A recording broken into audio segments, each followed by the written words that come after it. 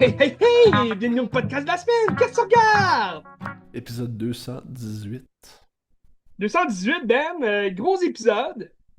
Des grosses sorties en salle pour ma part. Ben, moi, j'ai des gros films cette année, l'année dernière, 1952. Gros succès On se populaire. promène. Ouais, absolument, oui. On se promène à travers les époques. J'ai Absolument. repensé ça, Ben, avec des grosses coupes. Des grosses coupes. Absolument. Es-tu prêt? Oui. Donc, extrêmement grosse coupe de bandes annonces qui sont sorties cette semaine en primeur. Euh, ben, je t'ai dévoile là en ce moment. Je sais pas si tu les as vus, là, mais Doom 3 sort Absolument. le 18 décembre. Très hâte de voir. Très hâte de voir. Une bonne annonce qui est quand même de 2 minutes passées. Ouais. Euh, nous en montre beaucoup, mais on s'attend quand même à un film de 3 heures encore, là, Ouais. suivant les deux premiers films. D'après moi, Denis Mais, Villeneuve a mis tout le temps qu'il fallait là, pour raconter bien l'histoire. mais c'est la fin, là. Après ça, c'est terminé, terminé. Fait C'est que. terminé parce que là, ben j'espère, parce que là, il marque The Epic Conclusion. Ben, après ça, ils vont faire une saison 2 de, je sais pas, Dune Prophecy, puis ils vont faire un prequel, puis ils vont faire. C'est sûr. C'est sûr, Je ils sais pas vont trop quoi. continuer, mais Mais. C'est c'est la fin. l'épique conclusion de Denis Villeneuve. Ouais. Parce que je me doute bien que Denis Villeneuve, après ça, il sac son camp, il s'en va à MGM faire son James Bond. Ouais. Mais tu sais, je sais qu'il avait dit qu'il voulait faire un autre film entre les deux. Puis il disait, il est allé voir Dune 2 au Mexique un moment donné, puis il y avait genre des milliers de personnes, puis le monde capotait. Fait que t'es comme, bon, ben, allons-y, tu sais, je Ils vont sens faire aussi l'engouement, je cette sens fois. l'amour, puis j'ai envie de le faire pour ces gens-là. Fait que ça a été fait rapidement. Ouais, ben je pense que c'est pas une mauvaise chose parce que Ouais. on n'étale pas cette franchise-là sur plusieurs années. Les acteurs sont encore frais du deuxième film. On a pas mal tout le même casting qui revient. Rob Pat, qui va faire incarner le méchant dans celui-là. Ah, ça va être une grosse année pour Rob Pat et Zendaya aussi. Zendaya qui est Oui. dans beaucoup de gros projets qui s'en viennent. Donc, ça va être intéressant. Une autre grosse vedette hollywoodienne de l'année, ça va être Tom Holland, qui va jouer dans Spider-Man Brand New Day, qui ont sorti aussi l'annonce une journée après Doom. Donc, le 31 juillet, on aura un nouveau film de Spider-Man qui est censé être un nouveau départ. Donc, le titre le dit, hein, Brand New Day. Mais là, on suit quand même le Peter Parker de Tom Holland qui est encore triste d'avoir fait en sorte que tous ses amis se rappellent plus de lui, que tout le monde l'a oublié. Donc, on voit que il est pas bien dans sa tête. Il essaye quand même de se rapprocher de ses vieux amis, Ned, puis sa blonde MJ, qui est jouée par Zendaya. Il y a des anciens méchants qui reviennent. Scorpion va revenir aussi. On va vraiment le voir en Scorpion parce que jusqu'à maintenant, on l'avait juste vu dans Homecoming. Puis c'était un malfrat, là, Mathieu, un peu. Mais là, on va le voir avec sa queue de scorpion. Puis c'est vraiment son saut de scorpion. J'ai vraiment hâte de voir. C'est un méchant qu'on n'a jamais vu dans aucun film. Mais il y a tout plein d'autres méchants qui vont apparaître dans le film, dont l'Ordre de la Main, qu'on a vu dans des épisodes de la série Netflix de Daredevil. Ok. Parce que c'est une organisation qui ressemble un peu à la Ligue des Ombres. C'est l'équivalent de la Ligue des Ombres pour Batman. Donc, Batman, ceux qui ont entraîné Batman à devenir Batman, qui ont entraîné Bruce Wayne, en fait, là, à devenir Batman, ben, la main, il agit un peu dans l'ombre, un peu comme la Ligue des Ombres. Mais j'ai très hâte de voir ça. On a aussi Mark Ruffalo qu'on voit dans l'annonce, malgré le fait qu'il a dit dans plein d'interviews, oh non, non, je sais pas qu'est-ce qui se passe avec le MCU, je sais pas si Bruce Banner va revenir dans les prochains films, mais c'était quand même dit, là, il y avait des rumeurs comme quoi Hulk allait apparaître dans Spider-Man. Et on voit effectivement Bruce Banner revenir dans l'annonce de Spider-Man, tout comme le Punisher. Oui. Donc, John Burtnall, qui va apparaître dans la nouvelle saison, la saison 2 de Daredevil Born Again, qui sort cette semaine, le 24 mars. Donc, le Punisher revient dans cette saison-là. Il va avoir un spécial aussi Punisher. C'est un look spécial, un peu comme Werewolf by Night, que je t'avais parlé. C'était un 50 minutes, là, un moyen métrage. Ben là, ils vont en faire un avec The Punisher. Fait que d'après moi, ça va expliquer un peu qu'est-ce qui se passe à la fin de la saison 2, j'imagine, de Daredevil. Puis qu'est-ce qui s'en vient dans Spider-Man Brand New Day. Parce que jusqu'à maintenant, on a vu Daredevil dans euh, No Way Home. Il faisait juste apparaître un brin. Mais on savait pas trop, est-ce que c'est le même Daredevil que la série Netflix? Puis là, dans la saison 1 de Born Again, on n'a pas vraiment reparlé de Spider-Man. Mais il y a eu quand même des petites images qui nous induisent sur le fait que c'est vraiment dans le même univers que le MCU. Fait que le Punisher est là. Il va revenir aussi dans Brand New Day. Puis j'ai hâte de voir ce film-là. C'est un gros film de l'été qui s'en vient, 31 juillet.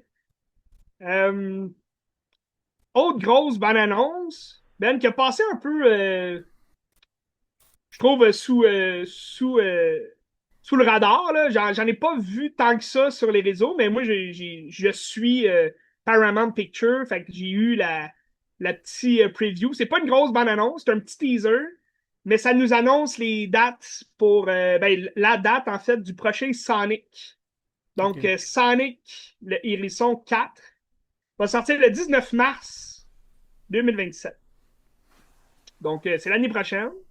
Mais on voyait un petit teaser qui nous montrait des petits fragments là, de verre avec Sonic, Jim Carrey aussi. Est-ce qu'il va revenir dans la peau? Je ne le sais pas, mais c'est le teaser le montre. Est-ce que c'est le vrai Jim Carrey? C'est la grande question. J'imagine que oui. J'imagine que oui, mais c'est vrai que c'est bizarre un peu, là, tout l'engouement là, pour l'apparence de Jim Carrey. C'est n'importe quoi. C'est n'importe quoi, mais bon, c'est le botox, le gars. Ah oui. Euh, donc, Jim Carrey, t'as aussi James Marsden qui va revenir dans la peau de son personnage vivant. Et avec tous les nouveaux personnages qu'on a vus là, dans le troisième, Shadow va être là. T'as Knuckles aussi qui va revenir avec j'oublie son nom, mais le petit renard roux, le petit renard jaune là, à deux queues. Tails. Tails. Tails. Ouais. Les deux queues, ouais. Two Tails. Euh, Puis, il y a aussi, à la fin du troisième, il y avait une apparition d'un nouveau personnage. Je dirais pas trop de punch, mais dans le teaser, on le voit aussi, le nouveau personnage féminin de Sonic. Et t'as le méchant aussi, qui va apparaître un peu dans l'ombre, là, mais tu te doutes que ça va être qui le méchant. Si vous avez déjà joué à Sonic, puis vous connaissez bien l'univers. Mais ce qui est le fun, c'est qu'on voit aussi le gros marteau de Dr. Heggs, là, qui il va avoir son vrai gros marteau, là, fait que ça va être le fun. Donc, Sonic 4, le 19 mars 2027. Il y a aussi eu plein d'annonces, Ben, pour 2028, surtout Pixar et Disney. Je sais pas si tu les as vus. Non. Donc, Lilo et Stitch en live action, le film numéro 2, va sortir le 26 mai 2028. Ok. J'avais pas détesté le premier film en live action. Même que j'avais aimé, c'est rare, là, mais j'avais aimé les différences qu'il avait apportées du film d'animation.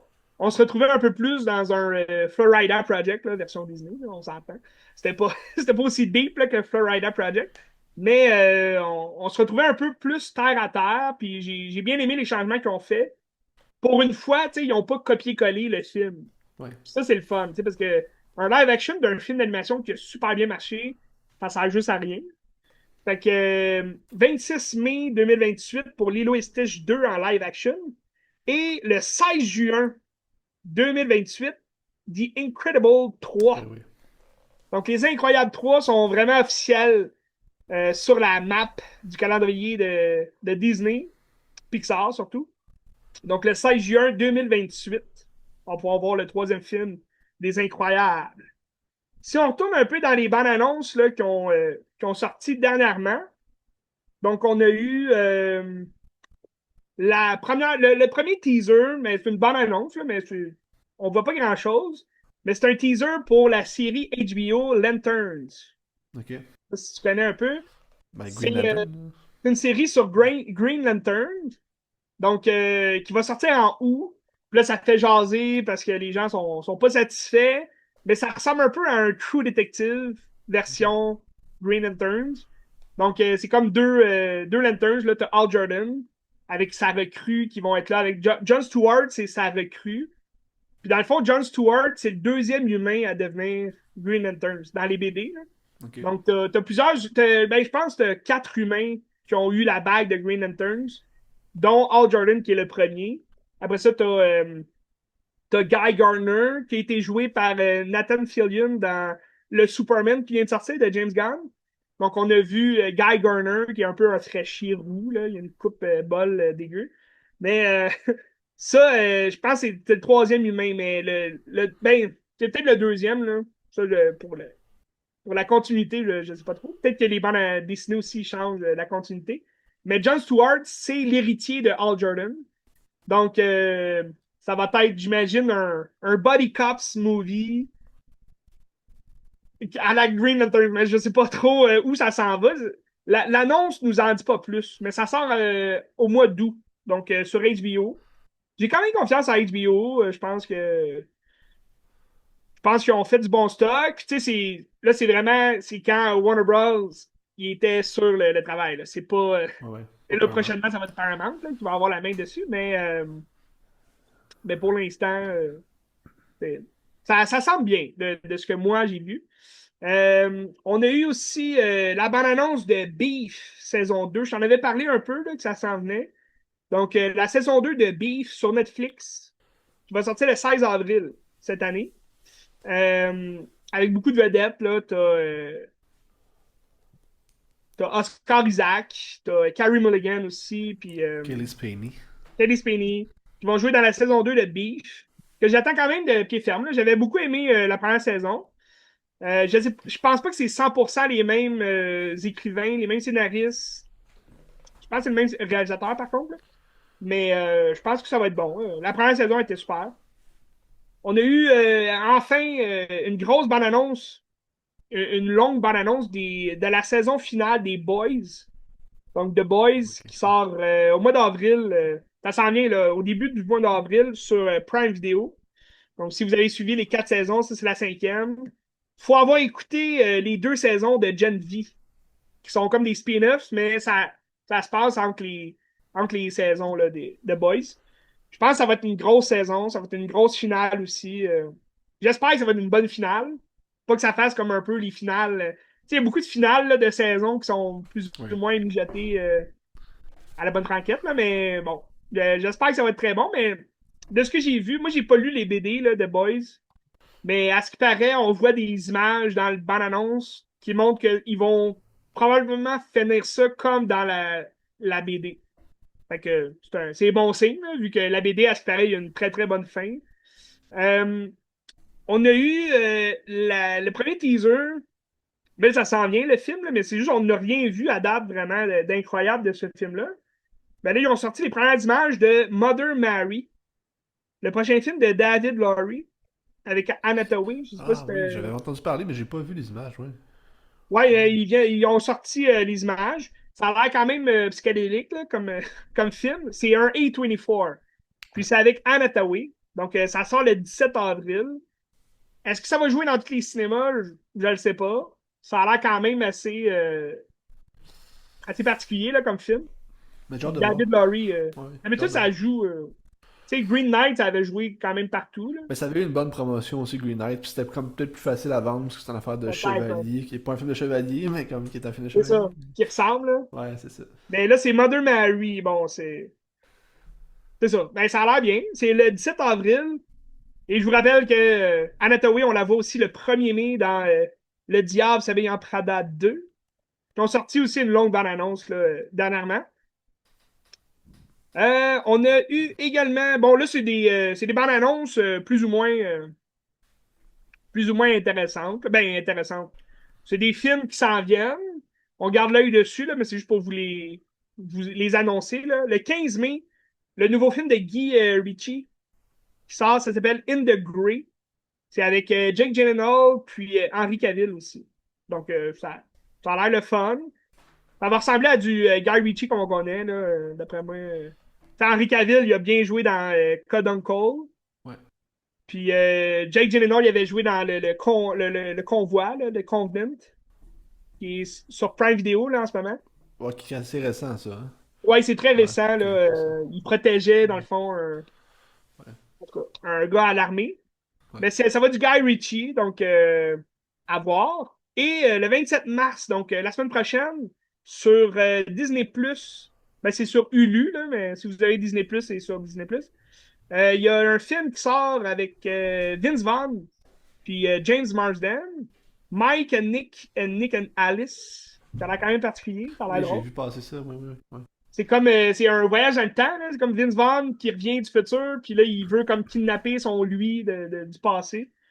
Fait que ça semble être très intéressant. Ça sort vendredi prochain, le 27 mars. Et là, j'arrive avec les annonces. On a eu un autre bonne annonce qui est sorti, là, Jack Ryan, tu connais? Ouais. Ils ont fait 4 saisons avec John Krasinski dans le rôle de Jack Ryan. Sur Prime Video, c'est tout disponible. Puis là, ils ont annoncé le 20 mai, là, il y a un film qui sort sur comme la finalité, j'imagine, de cette série-là. Donc, Jack Ryan, Ghost War, avec John Krasinski qui revient dans le rôle de Jack Ryan. Puis ils ont sorti les images. J'ai pas regardé la bonne annonce par contre. Mais je sais qu'ils ont sorti l'annonce. Mais qui va sortir direct sur Amazon Prime. C'est Ok, directement sur Amazon Prime, Prime Video. ok. Donc là, je suis rendu dans les grosses annonces, OK? Qui sont sorties. Je vais te parler aujourd'hui un peu de Sarah Michelle Gellar, que j'ai vu sur le grand Ouais, écran j'ai dernièrement. vu. Tu l'as vu? Ben là, c'est Ouais. ça. Elle a annoncé que malheureusement, le retour de Buffy Vampire Slayer était annulé. Donc, la série qui était censée s'appeler Return to Sunnydale, Puis elle qui a est dit l'endroit de. où Buffy elle émerge. Mais là, ça a été cancellé par Hulu. Est-ce que ça va être repris par un autre distributeur? Peut-être. Mais elle a dit de pas aller lire les scénarios du reboot parce que je sais pas pourquoi, c'est peut-être pas bon ou je sais pas, mais elle a dit de pas les Ouais, c'est lire. ça, tu sais, je pense que c'est peut-être pour se baquer si jamais c'est racheté par autre, Ouais. tu sais, pour pas tout retravailler, mais c'est sûr, il y a plein de gens qui ont déjà vu ça, là, tu sais, dans le sens que ça Ben, a sûrement été tweeté déjà, là. ben, surtout si tu dis de pas aller lire, c'est sûr que les gens vont y aller. Fait que c'est Ben comme. oui. Fait que, est-ce que c'était mauvais? Est-ce que. Tu sais, là, c'est sûr, c'était Buffy qui était censé entraîner une nouvelle. Ça ressemble à être du cliché un peu reboot, là, tu sais, du requel, là, tu sais, on s'en va chercher une nouvelle, puis là, Buffy a meurt peut-être dans le premier épisode. Je sais pas. Euh, non, mais ça se peut, tu sais. Euh, Après ça, ben là, il y a une grosse polémique là, autour de Val Kilmer. Je sais pas si tu en as entendu parler. Non. Val Kilmer il est décédé en avril dernier, en 2025. On l'a vu aux Oscars pendant l'énoncé des décès. Puis là, c'était Val Kilmer, ça c'était le fun, parce que c'était une image de quand il a incarné Batman dans Ok. Batman à jamais, Forever. Euh, mais là, par la suite, on a appris aussi que Val Kilmer, il y avait encore un film qui s'en venait avec Ah, lui. c'est vrai? Ok, je savais pas. Oui, mais c'est pas vraiment lui qui va être dans le film. C'est un lui et I. Ok, il a donné son accord ou. Ben, dans le fond, c'est ça l'affaire, c'est que c'est pas lui qui a donné son accord. C'est juste que lui, il a toujours voulu faire ce film-là. C'est un film de Cuarte Voriz, que je connais pas, qui s'appelle As Deep as the Grave. C'est un genre de western qui parle de la religion là, catholique pis tout. Puis Val Kilmer, il était comme pressenti pour ce rôle-là parce qu'il a des origines autochtones, puis il est Ok. proche de ces environnements-là. Euh, Puis là, ben, à ce qui paraît, il avait dit à sa famille qu'il voulait vraiment faire ce film-là, mais là, finalement, il est mort. Puis c'est sa famille, c'est comme ses successeurs qui ont dit, nous, on accepte que vous preniez son image en AI. Mais peut-être qu'il a signé des choses là, à part.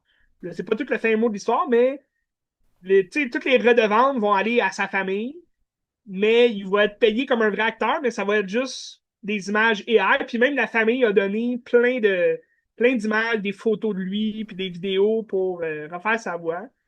Mais à ce qui paraît, il avait déjà fait de l'AI avec sa voix pour Top Gun Maverick, Ok. parce qu'il pouvait plus parler, là. Il a eu un Ouais. cancer de la gorge. Fait que c'est ça, je pense qu'il a peut-être à ce moment-là, il a peut-être donné son corps à la science du AI à suivre. Mais bon, Fait que là, c'est comme la grosse polémique à savoir est-ce qu'on autorise ça ou non. En même temps, ça va se faire, là. C'est sûr que ça va se faire parce que le réalisateur veut absolument Val Kilmer dans le rôle. Mais tu sais, ça sera pas Val Kilmer, c'est ça Mais qui... c'est tourné déjà ou c'est. Ça Ben, c'est un sort là? film qui est en tournage déjà, là. C'est juste qu'il n'y a pas... je pense qu'il a jamais tourné de sa scène qui était Ok, censée. Puis il est ok, mort juste avant. Mais là, c'est en production. Fait qu'est-ce que ça s'en vient? ok, As Deep as the Grave. ok. À suivre. En parlant de décès cette semaine, un décès tragique, Ben. Il y en a plusieurs, ça c'est. Oui, plusieurs. Mais Chuck le Norris. gros décès tragique, on pensait pas que ça allait arriver, mais Chuck Norris. Chuck Norris. Il y avait une vidéo de lui la semaine passée où je l'ai quelques semaines que c'était genre sa fête puis il faisait de la boxe puis Oui, c'est ça. il a peut-être pris de quoi pour faire la boxe, je sais pas, là, mais dans les 80 ans, je pense 86. 86. Il venait d'avoir 86. C'est dommage. Ouais. Bon, repose en paix, Chuck. Ça faisait plus grand-chose. Mais écoutez, les Expendables 2. Donc, euh, dernier scoop, Ben. Tom Cruise. Ouais. Tu le connais? Oui. Beaucoup de projets qui s'en viennent. Il est pressenti, ben d'ailleurs, gros film de l'année 2026, Digger de Inaritu. Ah oui, ok. C'est lui la vedette principale de Digger. Ok. Puis Tom Cruise, il est pressenti, en fait, il y a des rumeurs pour incarner le vilain du prochain film de Joseph Kosinski, donc avec qui il a travaillé pour Top Gun Maverick. Puis, ça serait le pressenti pour le rôle du vilain de Miami Vice. Ah ok. Donc, le reboot qu'ils font avec Austin Butler et Michael B. Jordan. Ok. Grosse année, je pense, pour ben, prochainement. Là. De Miami Vice, ça ne sortira pas en 2026, mais prochainement, là, euh, gros, grosse année dans les films de gangsters un peu noirs Ouais. qui reviennent. Là. Tension. Ouais. Tension avec Léo puis Christian Bell et Miami Vice. C'est drôle. Qu'est-ce que t'en penses de tout ça? Ah, je suis en désaccord, mais regarde. Ben, on s'entend, Heat, c'est plus attendu que Miami Vice, là, selon moi, mais tu sais, Miami Vice, t'as deux gagnants d'Oscar. Ouais. Michael B. Jordan, Austin Butler. Quand même spécial. Donc, c'est tout pour les scoops, Ben. T'en avais-tu d'autres? T'avais-tu d'autres? Non, je pense pas. As-tu hâte? Je pense pas. J'ai hâte T'as à hâte, non? Dune en décembre, j'ai très hâte. Dune 3. Ouais. Mais là, moi, je le sais qu'on va être dans deux salles différentes en même temps parce que c'est pas Dune 3 que je vais aller voir en premier, le 18 décembre, Ben. Avengers. C'est Avengers Doomsday. Mais en même temps, là, on parle du 18 décembre. Mais les films sortent des Ouais. fois le jeudi. Ils vont peut-être changer. Mais là, c'est avant les fêtes. C'est sûr que ça va être la cohue pendant les fêtes là, l'année prochaine. Fait qu'il faut vraiment aller le voir un peu plus avant. Donc, mais c'est clair que ça va être gigantesque. Là, Ah les ouais, gens au ouais. cinéma, tout le monde va capoter. Ça va lancer du popcorn, Ah, des tant soupes. mieux. Tant mieux, ça va faire du bien, ça. Ben, ça va faire très bien.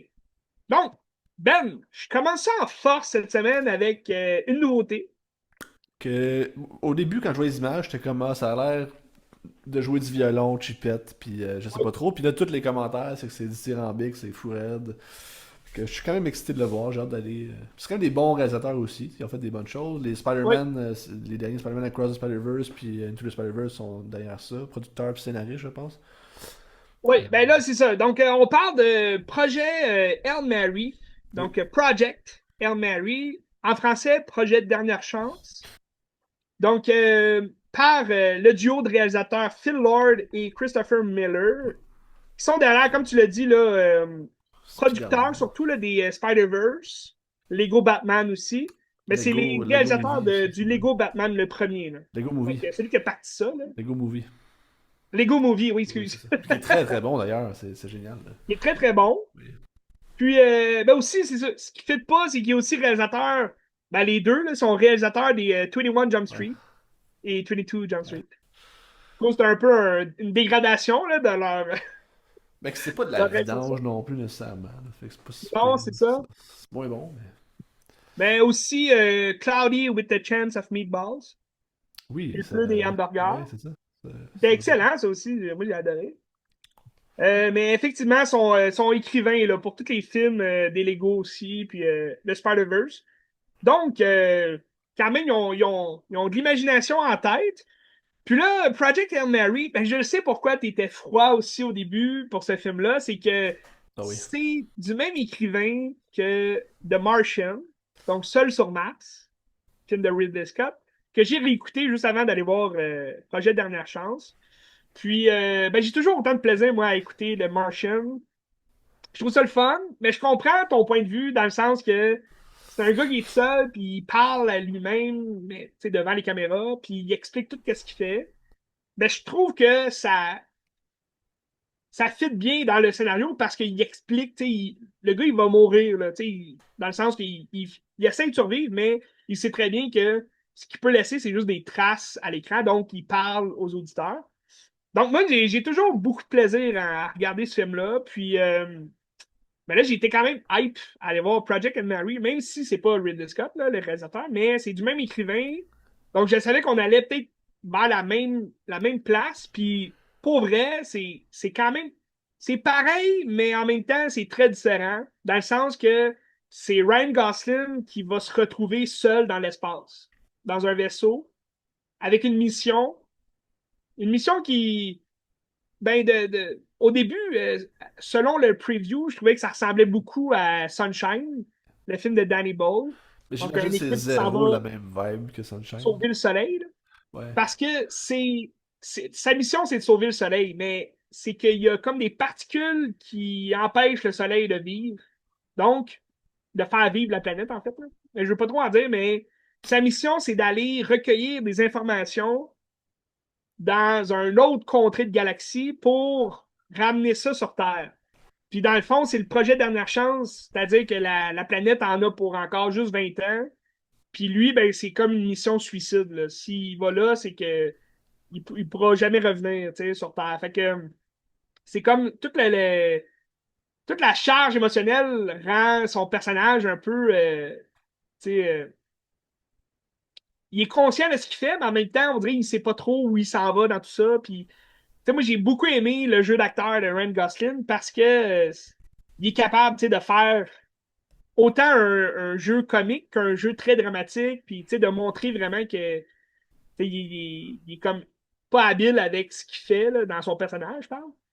Mais je le trouve extrêmement habile dans son jeu d'acteur. Puis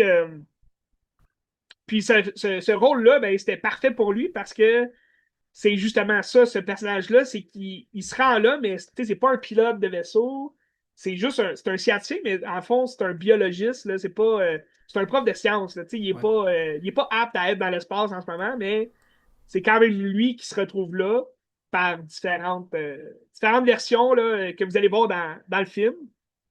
Mais ce qui est intéressant, c'est que tu suis son histoire dans l'espace, mais tu suis aussi en parallèle son histoire sur Terre avant de partir dans l'espace, qu'est-ce qui s'est passé. Puis ça aussi, le jeu du montage est très, très satisfaisant. Là. Fait que ça permet de créer justement cet upgrade-là des émotions, puis de voir jusqu'où ça va éclater.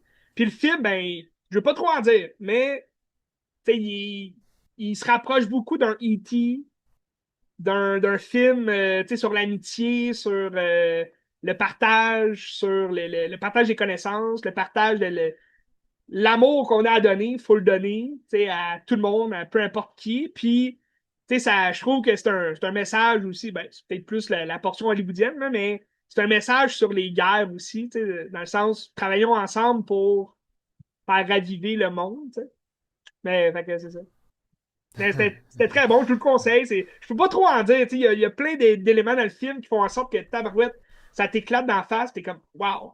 Au début, à la fin de mon visionnement, j'étais vraiment un peu époustouflé par le film. Mais dans ma tête, je me disais, c'est-tu un 4, c'est-tu un 5, c'est-tu un 5 un 4,5? Puis j'hésitais parce qu'il y a des choses, je me disais, qu'est-ce que je viens de voir là? Mais c'est juste après, tu retrouves toutes ces émotions-là. Je me rappelle toutes les émotions que j'ai vécues pendant le film. Je me dis, OK, non, c'est vraiment. C'est pas un film parfait, mais j'ai passé un critique beau moment. Puis ça mérite un bon 4,5 là, sur 5. Pour ma part. Puis jusqu'à Ben, maintenant, ben, c'est le meilleur film de l'année. J'ai bien hâte de voir. Ça m'excite quand même. Ça m'excite. Yes. Ben, tu sais, gros casting dans le sens que deux grosses vedettes qu'on connaît, Sandra Hüller, Oui.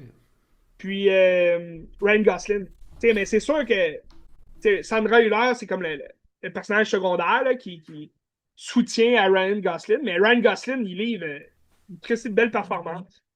Ah, très bon, très beau moment. C'est un film qui dure un bon 2 heures et demie passées, là. Donc, je pense que c'est 37, je 2h35. pense, ouais. Fait que, tu sais, c'est. Mais ça s'écoute bien, tu sais, tu regardes pas ta montre, là. Tu sais, Il se parle, c'est du mouvement aussi, tu sais. Même s'il est seul dans l'espace, tu sais, des fois, on peut se dire, ah, je suis pas trop sûr. Tu sais, moi-même, là, je suis le premier à pas être fan des films où les gens sont seuls. Gravity. Surtout dans l'espace. Tu as Gravity, Ouais. tu as Ad Astra aussi, tu sais, de James Gray. Puis j'adore James Gray, mais Ad Astra, on dirait, j'adore la cinématographie du film, est vraiment, la direction photo est vraiment incroyable, mais on dirait que je suis pas capable d'avoir du plaisir en regardant ça. Tu sais, c'est long, je trouve, puis c'est très dur parce que c'est de l'émotion à fond, mais plus que de Gravity. Là. Mais, mais Project Hail Mary, tu t'ennuies pas du tout, là. C'est vraiment un bon film. Très hâte de voir. Très hâte. Yes. Je vous le conseille, hein. Je vous le conseille. Veux-tu faire une petite percée dans le cinéma brésilien, là? Juste, Ok. Ben, Ouais, excuse. vas-y, vas-y, vas-y. Oui, ça me tente de faire une percée dans le Ok. cinéma brésilien. Mais juste avant, là, d'ailleurs, Ryan Gosling, c'est comme son premier. Ben, c'est pas son premier rodéo dans l'espace. Là. Il y a eu First Man. Oui, oui, oui. Là, il y a Project Mary, mais prochainement, c'est Starfighter. C'est ouais. C'est quand ça? L'année prochaine? Ben là, non, c'est censé sortir cet été, là. Ah ouais, déjà, ok. C'est bon. Ben, censé, là. Ok. Puis c'est un film. C'est qui le Attends. réal? On sait c'est qui, mais. Oui, c'est. Voyons. il a fait un Deadpool, les premiers de Ah, Deadpool. Sean Levy. Sean Levy. Sean Levy, c'est ça. Ouais. Ok. Ok. Bon, ouais. C'est pas vrai. Oui, tu peux y aller, la percée du cinéma brésilien.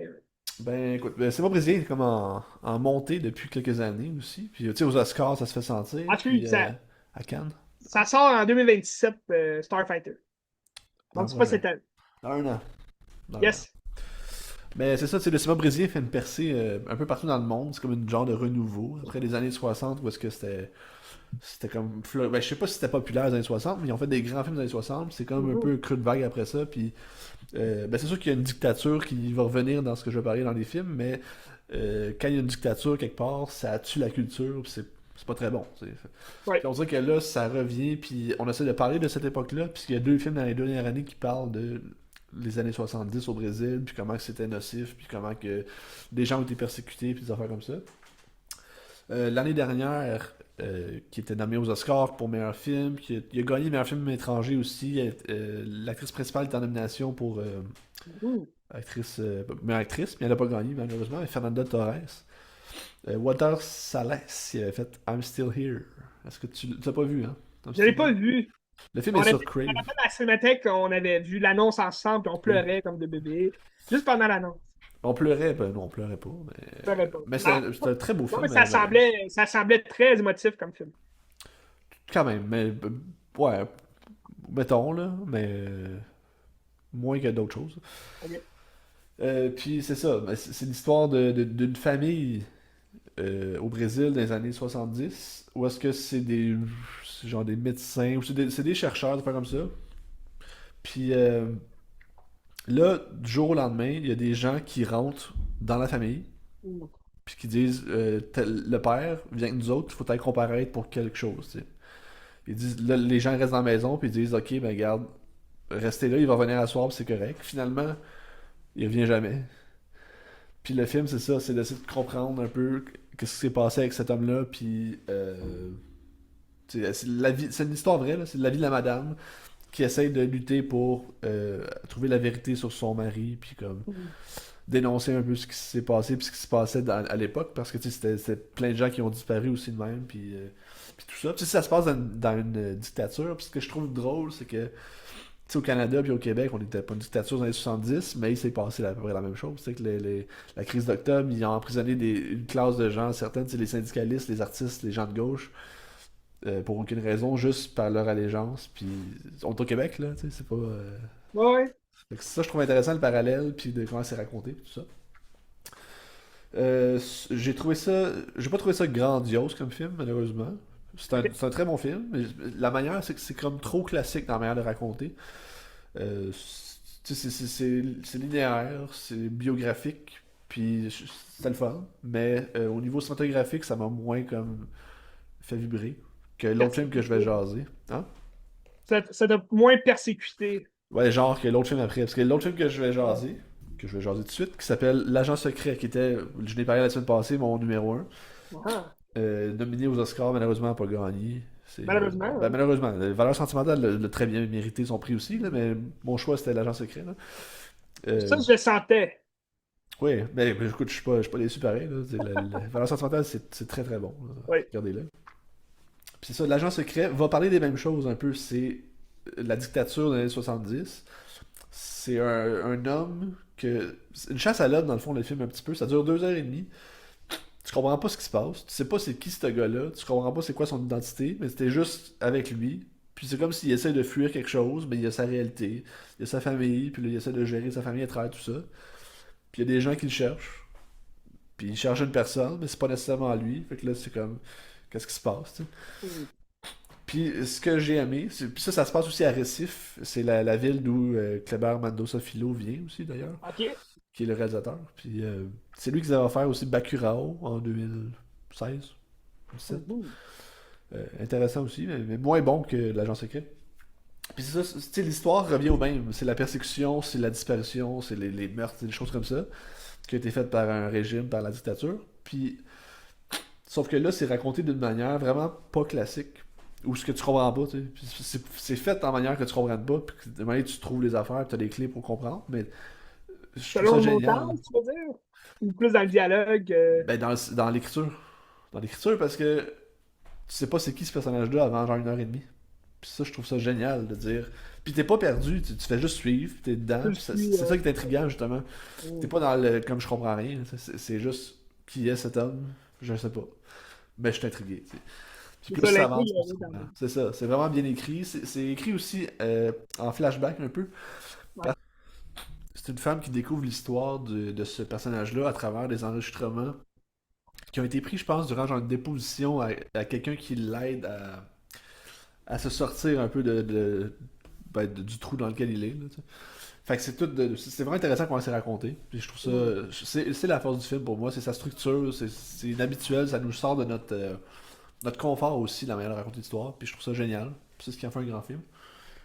Le film a gagné le prix de la mise en scène à Cannes cet été. Ouais. Il aurait pu gagner le meilleur scénario aussi, j'ai l'impression. C'est très bien ficelé. Wagner Moura a gagné prix d'interprétation masculine aussi à Cannes. Aurait dû gagner meilleur acteur aux Oscars. A gagné le Golden Globe. A gagné meilleur Golden Globe, effectivement. Tu sais. Fait que pourquoi il a pas gagné aux Oscars, ça je comprends pas. Pourquoi c'est Michael Jordan qui a gagné, je sais pas, je comprends pas. Mais en tout cas, c'est pas parce que tu joues deux personnages que tu mérites de gagner un Oscar. Mais... Effectivement. Moi, dans mon cas, j'aurais donné le prix à Leonardo DiCaprio, mais j'ai pas Ouais. vu l'agent secret. Ben, c'est génial. C'est absolument génial. Et À genre, voir. je te le conseille absolument. Hmm. C'est sur Bobby. Mubi. C'est sur Mubi. L'autre est sur Crave, I'm Still Here. Hmm. Je vais te poser une question en terminant le segment Oui, mais désigné. non. Qu'est-ce qui fait qu'on est rendu en 2020, 24-25, I'm Still Here, puis l'agent secret? Qu'est-ce qui fait qu'on s'intéresse à la dictature des années 70 aujourd'hui, là, qu'on a besoin de Hmm. raconter ça? Ça, je trouve ça intéressant, que c'est comme la mode, là, je C'est sais pas. vrai. J'ai une hypothèse. Oui. Ben, c'est-tu par rapport à ce qui se passe dans le monde?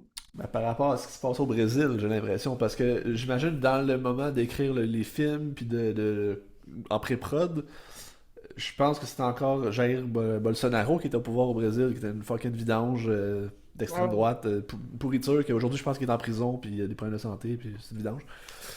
Euh, donc j'imagine que ça se ressent de dire, regarde où est-ce qu'on est rendu aujourd'hui, puis oublions pas où est-ce qu'on était, puis comme d'apprendre aussi de ce qu'on était par rapport à la politique moderne. Tu sais, là, je pense que c'est rendu, c'est Lula, je pense, le président au Brésil, puis c'est quelqu'un qui a l'air plus drette, là, mais en tout cas, je trouve ça intéressant dans le contexte actuel de la politique par rapport à ce qu'ils veulent raconter, puis par rapport à ce qu'ils ont vécu avant, puis tout ça. Fait que, Ouais.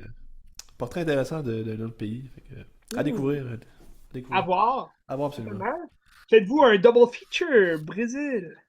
Ben, ça se trouve facilement, puis Pourquoi il est mobile? c'est des films qui parlent du même sujet, donc c'est de manière différente, mais c'est le fun. C'est vraiment le fun. Oui. Très, très bien. Hmm, Oui, intéressant. C'est toujours le fun de retrouver ces décors-là, tu sais, des années 70, et- surtout dans ce style de oui. scénario-là. Ah, on se retrouve dans un Munich, exemple.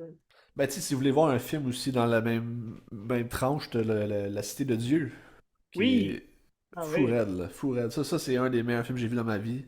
Mhm. Ça parle du Brésil des années 70-80 aussi, où est-ce que c'est la dictature, tout ça, c'est mal, mais c'est vraiment, vraiment, vraiment, vraiment Très bon.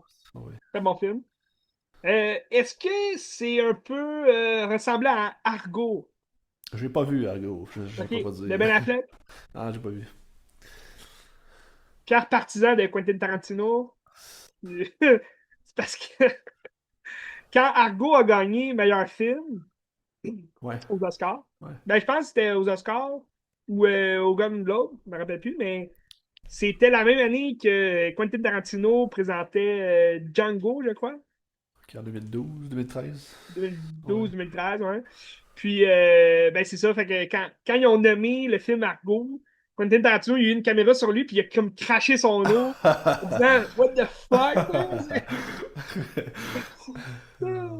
C'est drôle. Ben Affleck, tu sais. Il a fait des Intéressant. belles affaires. Ouais, ça doit. OK. Ben, Ouais. t'es-tu prêt? Je m'en vais Absolument. avec une autre nouveauté de la semaine. Donc, deuxième nouveauté qui est sortie cette semaine, en même temps que Projet Dernière Chance. Et j'ai nommé Ready or Not 2, Here I Oui, Come. oui, oui, oui. Du même duo de réalisateurs que le premier. Donc, Matt Bittelini, Obitenelli, Pinelli. Open, Tyler Gillette.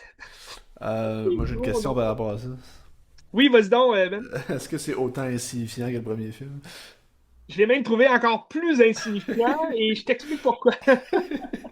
Je te dirais que les critiques là, sont équivalentes les deux. Il y a autant de bonnes critiques que le premier film. C'est pour les amateurs du genre, hein. C'est un genre très gore. On se rappelle dans le premier Ready or Not, c'est une femme qui vient de marier son homme.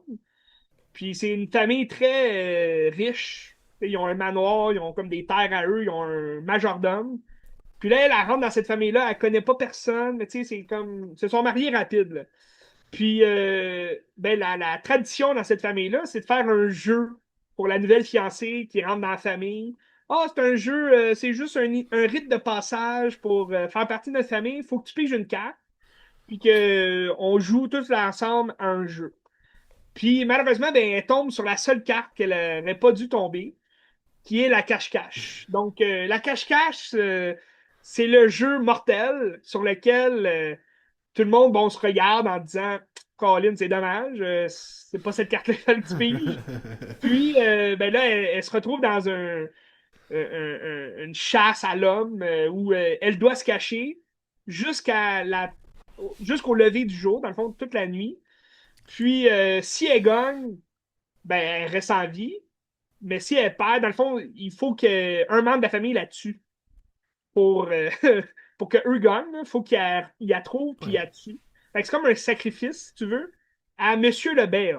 Monsieur Lebel, qui est présenté comme le diable, là, le Satan en personne, qui a une main imposante sur cette famille-là. Puis tout le long du film, tu te dis, hey, c'est-tu juste des freaks, puis ils font partie d'une secte, puis pour eux, c'est comme, ah non, c'est Monsieur Lebel, faut vraiment faire ça pour lui, puis est-ce qu'on va voir M. Lebel, tu sais, durant le film? Est-ce que c'est juste un mania, tu sais, riche, puis qui fait juste des jeux de la mort comme ça? Ça s'est déjà vu dans plusieurs autres films. Puis au final, ben, sans vouloir spoiler, mais tu sais, c'est un vieux film, là. Vous pouvez le trouver sur Disney+. Mais au final, on apprend que c'est vraiment Satan qui est là, puis s'il tue pas la fille avant le lever de jour, ben, toute la famille crève. Donc, tout le monde explose, puis c'est un bain de sang, puis tout le kit. Donc, ben là, sans vouloir briser de punch, elle survit au premier film. Puis dans le deuxième, ben, on retrouve Samara Weaving, qui joue la mariée dans le premier. qui a quand même fait un gros succès parce que, bon, tout le long du film, elle porte une robe de mariée, puis là, à un moment donné, elle devient sauvage parce qu'il faut qu'elle se défende, fait qu'elle commence à tuer, là, elle est pleine de sang, puis là, elle porte des balles, là, une espèce de soutien de munitions autour d'elle, puis c'est un costume qui est devenu à la mode, tu sais, dans le temps de l'Halloween et tout. Parce qu'elle est en Converse aussi, tu sais, c'est robe de mariée en Converse, plein de sang. Puis, ben, dans le deuxième film, elle survit à ça, donc là, elle s'est transportée à l'hôpital, mais c'est pas totalement fini. Parce que la famille qui était dans le premier film, ben là, t'apprends qu'ils font partie d'une organisation de Monsieur Lebel. Donc, il y a plusieurs familles dans le même rite satanique. Puis, ben, c'est eux qui contrôlent le monde. Donc, c'est comme les familles les plus riches de tout le monde. Mais en tout, il y a comme 6 familles. Puis là, dans le premier, il y en a une qui est éliminée. Donc là, c'est comme 4 familles qui doivent faire un conseil. Donc là, ils vont kidnapper la protagoniste pour lui dire, ben, t'as pas le choix de rejouer au jeu. Puis là, il faut que tu meurs durant cette nuit. Puis si tu gagnes, ben, tu vas gagner Parce que dans le fond, pour faire une courte histoire, là, c'est que ce qui est en jeu, c'est comme le poste du maître de toutes les familles, qui est juste en bas de M. Lebel. C'est M. Lebel. Ce qui est en jeu, c'est ça. Donc, la famille qui va la tuer, ben, va remporter ce siège-là au top. Tandis que si elle survit au lever du jour, ben, c'est elle qui devient chef de toutes ces familles-là. Fait que c'est alléchant comme proposition, mais elle, ça ne tente pas là, de faire partie de ça, le truc de satanique pis tout. Puis dans tout ça, ben, t'as comme un des chefs des familles, c'est David Cronenberg. Fait que tu sais, Ah t'as ouais. une grosse prestance. Il est là pour une seule scène là, de quelques secondes. Là. Il est pas là longtemps, mais c'est le fun de le voir quand même dans ce film-là. Mais tu sais, à travers ça, le casting, il est quand même. C'est un casting de fun parce que t'as Elijah Wood qui va jouer l'avocat de Monsieur Lebel. Fait que c'est lui qui est là pour tu sais, répartir les règles, pour surveiller les autres familles qui jouent. Puis, ben, t'as comme la famille, les enfants de David Cronenberg, c'est Sarah Michelle Gellar et Sean Astin, qui sont quand même des vedettes bien connues des années 90, 2000. Tu sais, Sarah Michelle Gellar, on en parlait tout à l'heure, Buffy contre les vampires, I Know What You Did Last Summer. Tu sais, c'est elle qui a fait ça.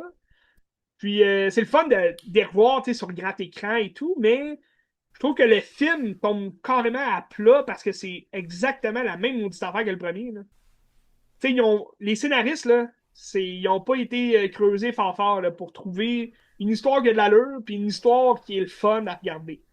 C'est juste encore des bains de sang, encore les mêmes batailles. Tu sais, il n'y a pas tant de meurtres non plus qui sont originales. C'est pas comme dans le premier. Le premier, je l'avais trouvé satisfaisant parce que je trouvais le concept le fun. Tu sais, c'est divertissant, c'est un nouveau genre de film d'horreur. Puis en même temps, ça parle un peu de la fantaisie, tu sais, avec le diable qu'on voit et tout. Mais tu sais, dans celui-là, moi, j'espérais qu'on approfondisse un peu plus l'origine, tu sais, de Monsieur Lebel, puis de d'où ça sort tout ça. Puis bon, on approfondit légèrement en allant chercher d'autres familles, mais ils font exactement la même affaire que le premier film. Fait que ça sert carrément à rien comme suite. Puis là, dans celui-là, la pire chose, je trouve, dans le scénario, là, c'est que dans celui-là, on introduit un nouveau personnage, gentil. Donc, c'est Ouais, c'est ça, Catherine Newton. Ça dit quelque chose? Ça Je me sais semble que pas. c'est ça son nom. Elle joue dans quoi? Je vais juste aller clarifier son nom. Là. Ouais, c'est ça, Catherine Newton. Qu'on a vu dernièrement, là, c'est la fille de Hetman. Elle a joué dans Pikachu, Détective Pikachu, Pokémon. Ok. Elle a joué aussi dans un des derniers films du duo de réalisateurs Abigail. Ok. Je sais pas si tu as vu Abigail, là. C'est Non. un film de vampire, mais Mhm. du même duo de réalisateurs. Puis elle a été surtout connue là, pendant le COVID, il y a un film qui est sorti, là, ça s'appelait Freaky. C'est un espèce de Ouais, ouais. Freaky Friday, mais version Vince Vaughn, c'est un tueur, puis elle, c'est une petite fille collégienne. Puis là, ils échangent leur corps, fait que là, elle devient comme la tueuse, puis Vince Vaughn, il est comme dans la peau d'une la petite fille se retrouve dans la peau de Vince Vaughn. Donc, c'est Vince Vaughn qui joue la petite fille. Là.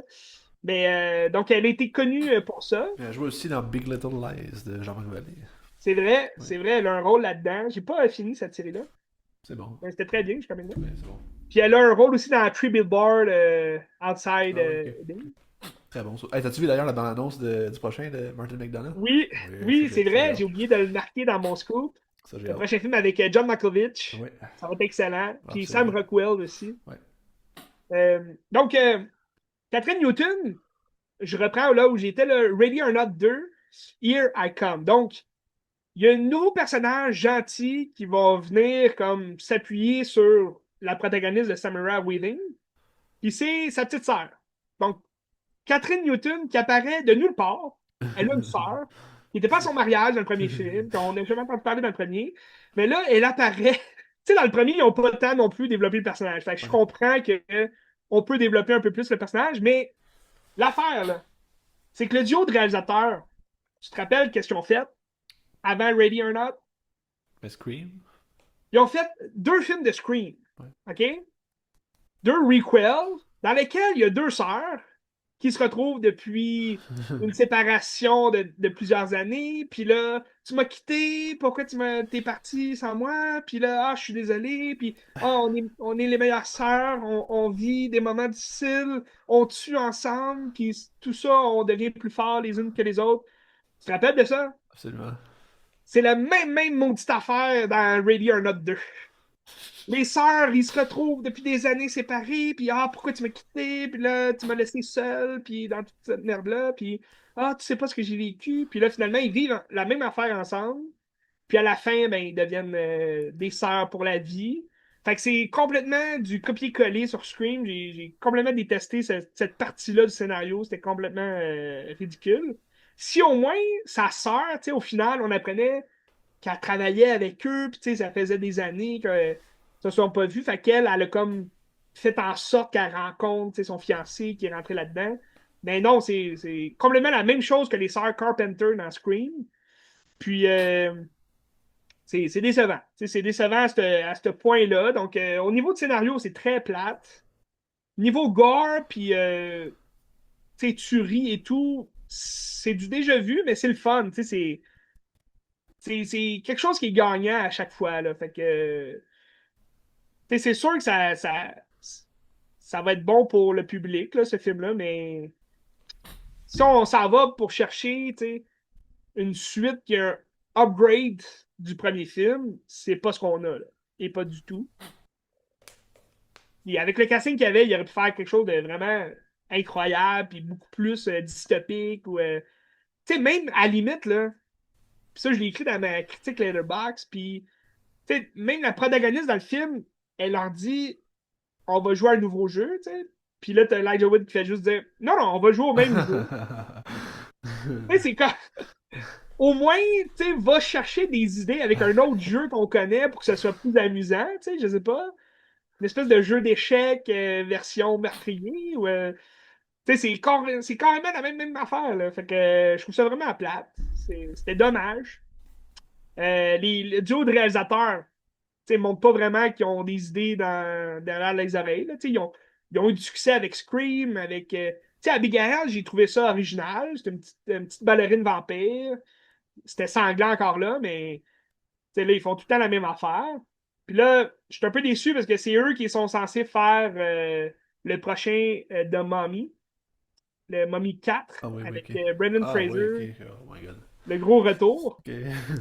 Fait que j'ai hâte de voir parce que là, la momie, c'est pas censé être sanglant. Là. Ah Fait ouais. que, tu sais, c'est une aventure de monstre, là, mais c'est une aventure qui est familiale. J'ai hâte de voir où ils s'en vont avec ça, là, mais il va falloir qu'ils essayent de sortir de leur zone de confort, qui est le gore, puis on met plus on met de sang, puis plus c'est facile, on dirait. Là. Mais c'est ça. Ready or Not 2, Here I Come. Ça va se retrouver sur Disney+. Fait que, pour vrai, je le conseillerais même pas en salle si vous doutez, là, si c'est pas tant votre tasse de thé, ou, vous êtes curieux, mais est-ce que je vais? Attendez que ce soit sur Disney+, ça vaut plus la peine. C'est Searchlight Picture là, qui fait le film. Donc, Ouais. c'est ça. Fait que Ben, tu vas-tu aller le voir en salle? En aucun cas. Même sur les plateformes, je touche pas à ça, c'est de la vidange. C'est pas. Fait que, ouais, c'est dommage, mais tu vois, Catherine Newton, j'ai regardé sur Netflix dernièrement, j'ai regardé Lisa Frankenstein. Oui, c'est qui réalisait ça, donc? Ça, c'est Caroline. C'est-tu Non, ouais, mais ça me ça peut. C'est une femme. Je vais aller voir. Je vais aller voir. Euh, Je vais aller voir. Lisa Frankenstein. C'est Zelda Williams. Ok. Donc, Zelda Williams, qui a fait juste des moyens-métrages. Ouais, un court-métrage de Shrimp, puis un moyen-métrage qui s'appelle Kappa Kappa Die. Ok. C'était un acteur là, dans les années pas mal 2000. Mais bon, Lisa Frankenstein, sur Netflix, c'était bien. C'est un film d'ado, là. J'ai pas tant vu. J'ai pas tant compris là, le hype autour de ce film-là, parce que tu sais, il y a eu un hype quand même là, quand ce film-là il est sorti. Ça a fait quand même beaucoup jaser. Dans le fond, c'est Catherine Newton, que dans les années 80, là, en 89, elle joue un peu une fille. Tu sais, sa mère est morte par un tueur, puis tout. Puis là, elle est comme un peu. Elle vit chez son père, mais qui s'est remariée avec une femme, puis qu'ils ont eu une fille. Fait qu'elle a comme une demi-sœur qui a son âge. Puis là, elle est comme. Tu sais, elle a pas trop d'amis, elle est studieuse, elle est nerd un peu, puis elle aime beaucoup aller au cimetière. Puis tu sais, il y a un gars, il y a comme une statue d'un gars qui est enterré, puis elle le trouve beau, puis tout, fait qu'elle s'imagine avec. Puis là, finalement, ben, pendant un orage, il y a un éclair qui réveille ce mort-là. Le mort qui est joué par un des jumeaux, là, Cole Sprouse, faisait la vie de Zack et Cody. Ouais, ok. La vie de palace de Zack Ah et ouais. Cody. Ben lui, Cole Sprouse, il est reconnu pour faire Jughead de la série Riverdale. Ok. Je sais pas si tu l'as vu. Non, je l'ai pas regardé. Très bonne série. Moi, j'ai aimé pas mal les trois premières saisons. Il y en a sept en tout, là. Mais rendu à la quatrième, ça commence à être un peu du n'importe quoi. Puis je pense rendu à cinquième, là, cinq ou six, là, ils font des voyages dans le temps. Puis c'est carrément n'importe quoi. Là, mais c'est un genre de Riverdale réimaginé à la version plus meurtre et mystère. Puis très teen series. Là. Fait que, mais c'est très bon. Il est très bon dans la peau de Jughead. Là, c'est comme un mort-vivant qui se réveille qui s'en va la rechercher parce qu'il se rappelle que elle l'aimait pis tout, parce qu'elle y écrit des lettres pis tout. Puis là, c'est comme s'il l'avait entendu toutes ces années. Fait que là, il s'en va la voir, puis là, au final, elle pète des plombs, puis là, elle commence à comme amputer le bras d'un gars qui a essayé de la violer, puis tu sais, là, elle coud le bras, puis là, il découvre qu'il peut bouger le bras parce qu'il manquait une main, tu sais, mais là, il peut bouger la main. Fait que là, il devient un genre de Frankenstein comme ça. Mais tu sais, à la base, c'est un mort-vivant. Là. Fait que Lisa Frankenstein, je comprends le concept, là. Mais ça filait, tant qu'à moi, là, ça filait beaucoup comme un film, un, un, euh, un téléfilm de MTV, là, tu sais, que tu voyais passer à YTV quand tu étais jeune. Puis, tu sais, ça filait pas tant comme un film au cinéma. Puis à un moment donné, ça devient très sanglant. Puis il y a comme, tu sais, il y a des membres coupés, il y a plein de sang qui revolent, puis mais dès le début du film, ça avait l'air très teen movie, là, familial. Fait que je trouve comme l'équilibre du genre était moins soutenu, là, mais ça ressemble, tu sais, il y a comme une émission sur Disney, je pense, là, les zombies, puis J'ai comme aucune une idée. Je sais pas. émission pour ados, là, mais Je ils sais font pas. des films, là, mais c'est très mauvais. Ça semble très mauvais, mais ça ressemblait un peu à ça. Mais c'est disponible sur Netflix, donc Lisa Frankenstein. Et j'ai écouté ça. Pourquoi, Ben? The Bride. The Bride, avec un point d'exclamation, que j'ai été voir au cinéma avant même les Oscars, ça fait quand même quelques semaines. Et j'ai pas compris les mauvaises critiques, mais en même temps, c'était pas très bon. Là. Mais, tu sais, ça faisait la job. Ok. C'est juste que, Mais j'ai vu beaucoup de gens avec 4,5 puis des 2 puis des genre oui, des ben c'est attachés. ça. Je comprends pas. Moi, je me situe entre les deux. Tu sais, c'est-à-dire que c'est un film correct. Je réécouterai pas particulièrement. Mais tu sais, c'est pas le premier film non plus de Maggie Gyllenhaal. Elle a réalisé un autre film, là, je pense que ça s'appelait Land, ça se peut-tu? J'ai aucune idée. Ah non, pas Land, mais c'est Ça fait pas si longtemps de ça qu'elle a réalisé un film. Je vais te le dire tout de suite, là. J'ai fait mes recherches, mais. Lost Daughter, ouais, c'est ça. Ok. Avec Olivia Colman puis Jessie Buckley. C'est un film de 2021. Des critiques pas si mal. Puis là, elle revient ici en 2026 là, avec The Bride.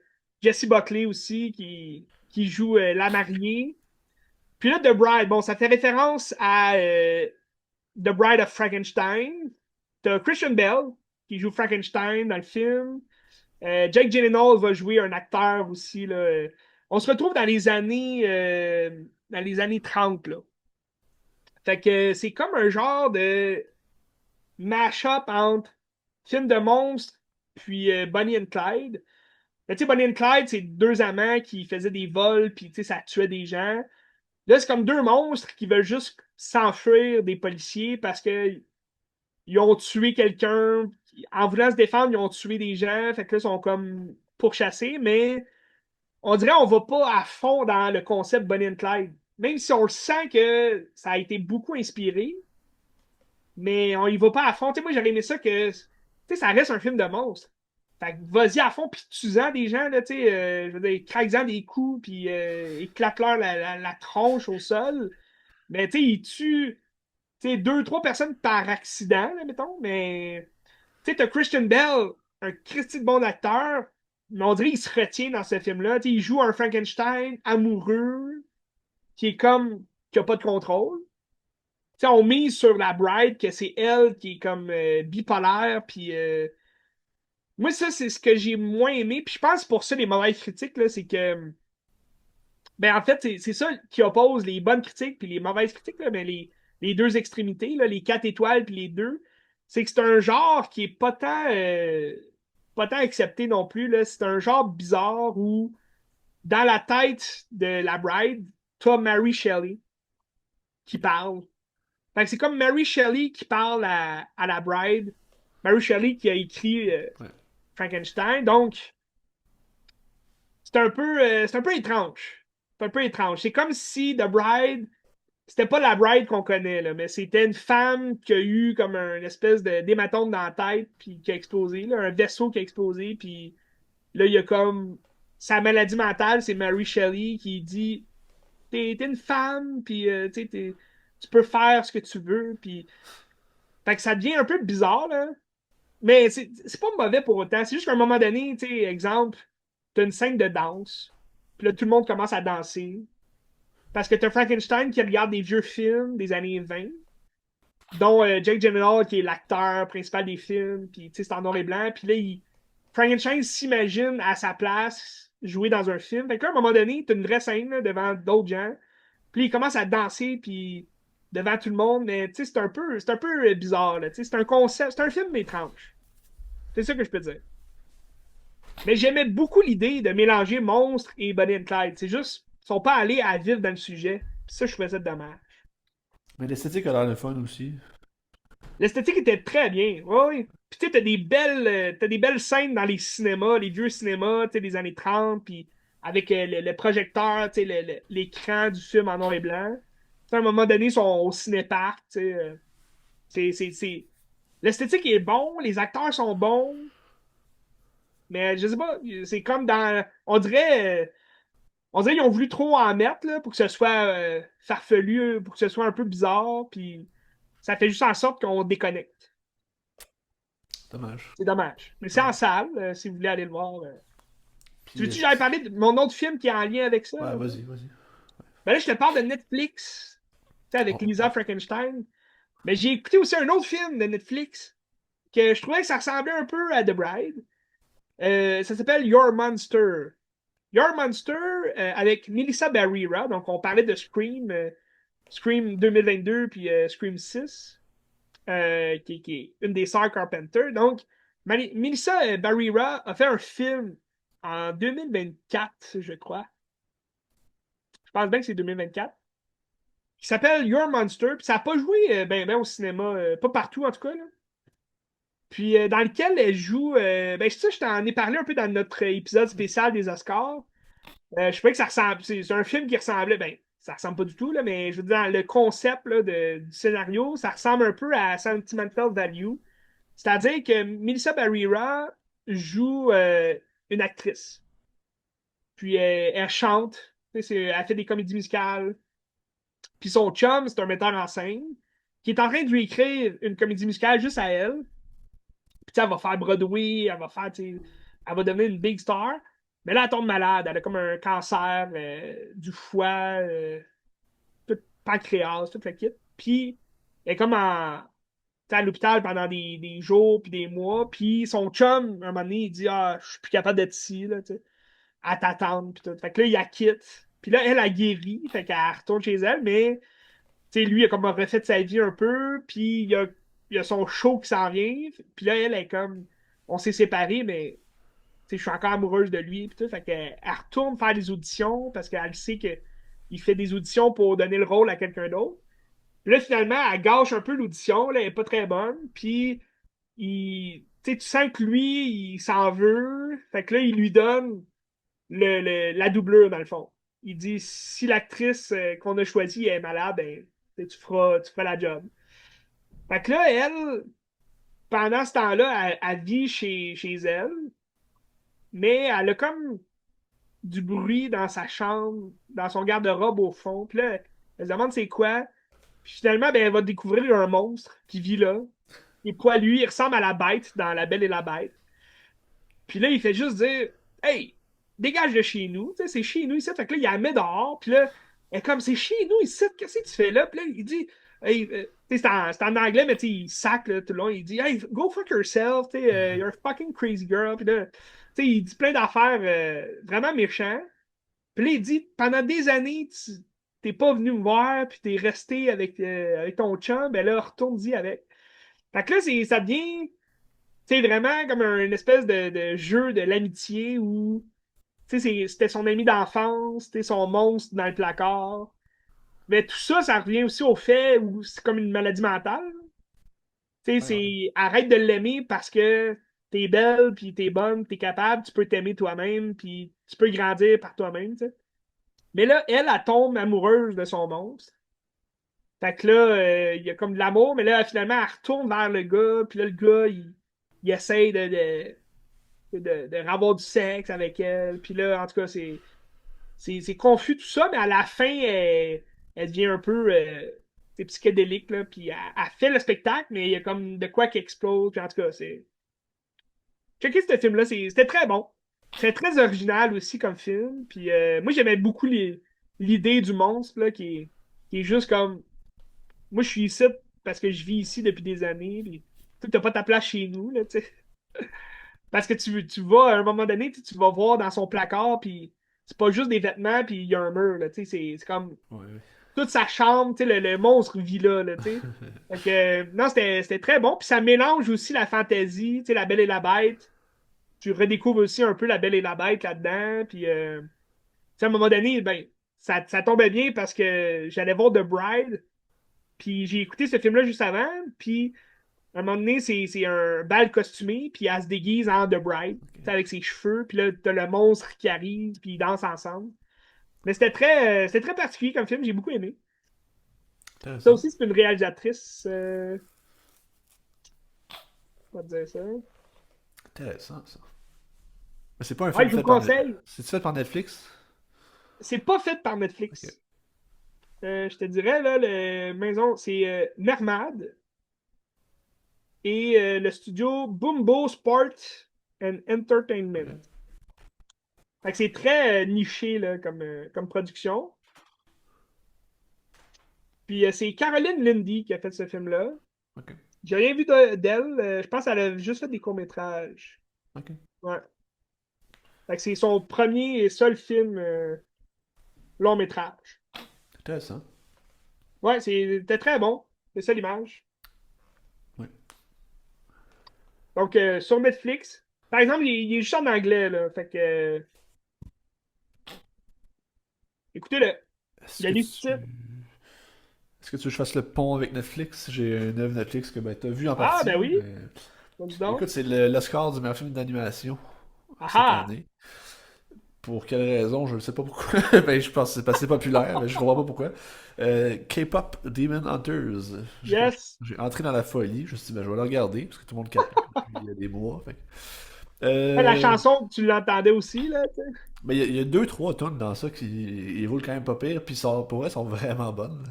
Golden, c'est vraiment, c'est vraiment bon, j'aime ça. Ah oui, c'est très bon.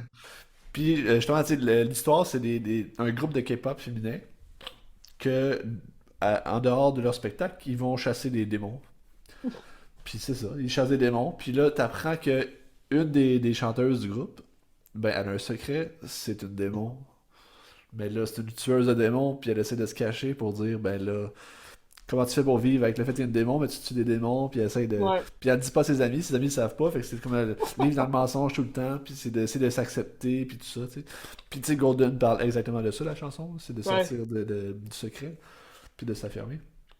Ben, je Un trouve que boys band aussi, là, que c'est comme des démons, puis... c'est ça qu'ils vont compétitionner, puis ils sont comme la saveur du moment, puis. Euh, ben, que dire? Je trouve que l'aspect musical est vraiment réussi. Je trouve que tu sais, c'est la comédie, ben pas la comédie musicale, mais je trouve que la chanson s'imbrique bien dans le film, puis ça fait un Ouais. tout. Je trouve que c'est vraiment bien fait. L'animation, convenable, là, tu sais, c'est pas à se jeter à terre, mais c'est bien, là, c'est très bien.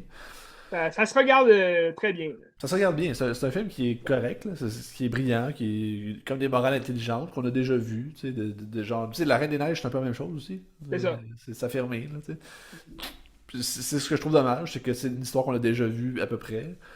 L'animation est pas achetée à terre. Je comprends pas le score, pourquoi. Tu sais. Mais écoute, tant mieux. Tant mieux pour eux. Ben, tu vois, moi, il me reste 30 minutes à écouter, là, environ. Parce que j'ai commencé le film, tu sais, mais je l'ai juste jamais fini. Puis, tu sais, je vais sûrement le finir à un moment donné, mais... Tu sais, on dirait, tu regardes la première heure, puis t'as vu le film, là, Ben tu sais, c'est dans ça. le sens que C'est ce qui se passe. tu sais ce qui se passe, tu sais comment ça va finir aussi. Mais pour les chansons, c'est très bon, là, mais... T'imagines être des parents avec des enfants qui font juste ça, 16 heures sur 24, là. Et... Ben, écoute, la tune est bonne, là, c'est le fun. C'est le Ouais, fun. ouais, la tune est Puis tu bonne. sais, ça a gagné le score de la meilleure chanson aussi. Puis c'est Ouais. très, très, très mérité. Tu sais, même pour le meilleur film d'animation, je vois pas pourquoi ça a gagné. Là, tu sais. Ben, tu sais, je pense que ça va, comme on disait, avec juste la popularité du film qu'il y a eu grâce à la chanson. Là, on s'entend, Ouais. les gens l'ont écouté pour la chanson. Fait que, tu sais, c'était sûr que la chanson allait gagner le score. Puis, bon, l'animation après ça, ben, je pense que c'est juste le film qui a été le plus populaire. Là, tu sais. Ouais, mais ce qui est dommage, mais regarde. Mais c'est Ouais. pas de la merde, par contre. C'est pas de la merde. Puis C'est tu pas sais, de la merde. c'est le fun. Là, regarde. Ouais. Regardez-le Ouais, sur Netflix. Là. c'est ça. C'est ça. Netflix. C'est ça. Si vous le payez, ben, c'est gratuit. Ouais, mettons. Ok, je parlais avec un autre film de Yes. 2025 qui est c'est un film que j'ai bien aimé. Il a pas fait mon top 10. C'était pas assez un gros coup de cœur pour qu'il fasse mon top 10, mais c'est un film qui est intelligent et c'est un cinéaste que j'aime beaucoup. C'est Paolo Sorrentino. On Oui. connaît pour La Grande Beauté, pour Youth, pour La Main de Dieu, pour Il Divo, puis en tout cas plein d'autres.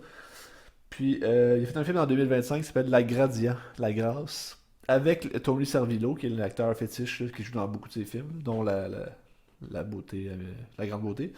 Ouais. La Gradia, c'est un film qui va suivre le président de l'Italie, un président fictif, mais qui est inspiré par Sergio Mattarella, que je pense qu'il est plus président aujourd'hui, ou en tout cas il l'était récemment. Hmm. Puis c'est ça, c'est la fin du règne d'un président qui doit prendre sa retraite parce qu'il est rendu d'un certain âge. Puis il s'est rendu un vieil homme qui est confronté à sa solitude. Sa femme est décédée il y a plusieurs années. Puis là, il a comme appris que sa femme, elle avait un amant ou elle avait quelqu'un d'autre dans sa vie. Puis il l'a comme jamais pris, puis il sait pas c'est qui, puis il essaie de le découvrir un peu. Il est un peu amer par rapport à ça. C'est quelqu'un qui est vraiment seul, genre dans la vie de tous les jours. Il y a ses enfants, mais ses enfants sont dans la musique, sont dans d'autres choses, puis il s'occupe pas vraiment de lui.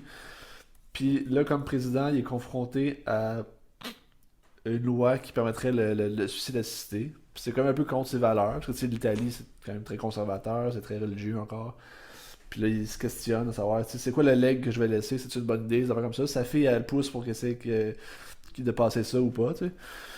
Puis à travers ça, genre le nom La Grâce, ça vient de deux cas où est-ce que le président comme on lui montre deux cas de gens emprisonnés pour certaines raisons qui ont assassiné des gens.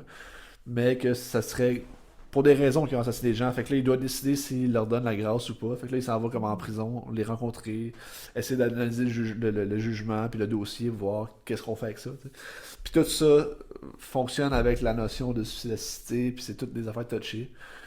Puis tu sais, c'est le leg, c'est une belle affaire sur la vie aussi, c'est intéressant. Puis c'est un peu froid. Puis tu sais, c'est des sujets que je pense que peut-être qu'en Europe, c'est peut-être plus d'actualité parce qu'ils sont peut-être un peu plus conservateurs qu'ici. Mais tu sais, pour nous, il me semble le suicide assisté, ça fait quelques années qu'on est là-dedans. Puis je sais pas, il me semble pour moi, c'était des enjeux qui étaient dépassés. Mais c'est intéressant, tu sais. C'est surtout pour quelqu'un d'un. Je sais pas quel âge qu'il a, Sergio Mattarella à l'époque, là, mais c'est un homme de certain âge qui doit être comme confronté dans ses valeurs, ou je sais pas, mais c'est ça. Mais c'est bien. Mm. C'est bien. C'est très bien. De la Un grâce. hymne à la vie ou un hymne à la mort? Un hymne à la vie. Ouais, non, c'est un très beau film, pour vrai. C'est pas un film qui est lourd non plus, malgré Mm. le sujet. C'est bien. C'est un genre de 2h10, 2h20 qui s'écoute bien.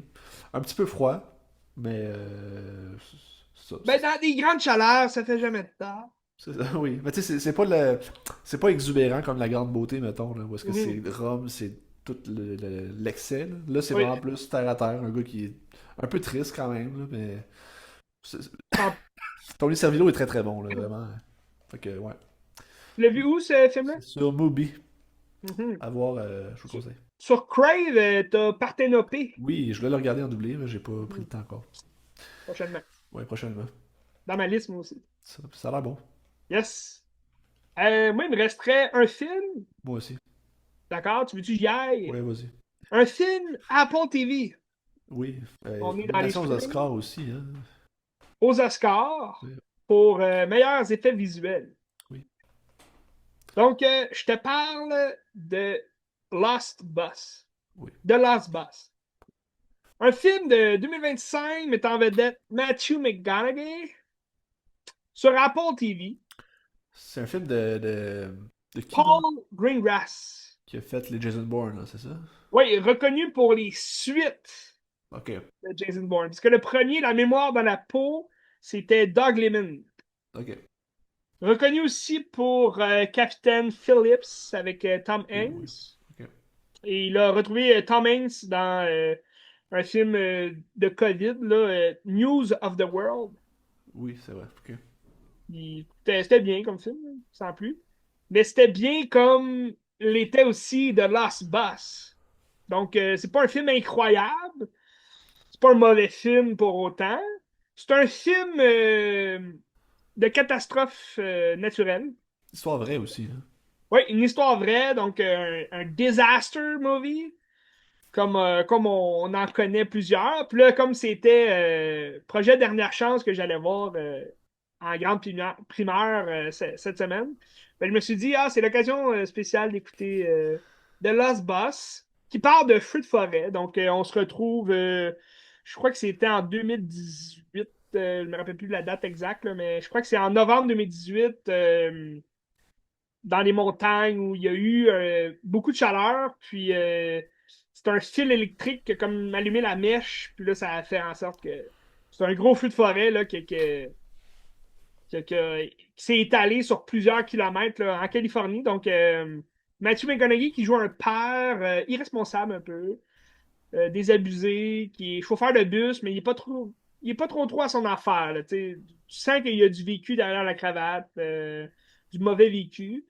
Il essaie juste de se reprendre, tu sais, de se reprendre en main, mais là, sa chance vient peut-être de tourner en essayant d'être un être humain plus remarquable qu'il l'est, puis d'aller sortir du feu des enfants au primaire. C'est pas mal des jeunes, là, maternelle, primaire, dans une école qui est vraiment dans le centre là, de la zone à évacuer. Donc, c'est le seul bus qui est tout près, qui est seul, qui accepte d'aller le chercher. Fait que il se rend là, puis t'as la professeure qui est jouée par America Ferrera, qu'on a surtout vu là, dans Barbie dans les dernières années.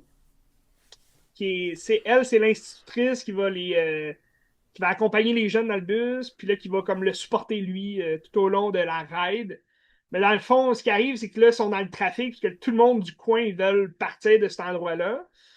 Puis là, lui, il va décider de prendre un raccourci, mais qui est comme raccourci, entre guillemets, un chemin pour s'éloigner du trafic.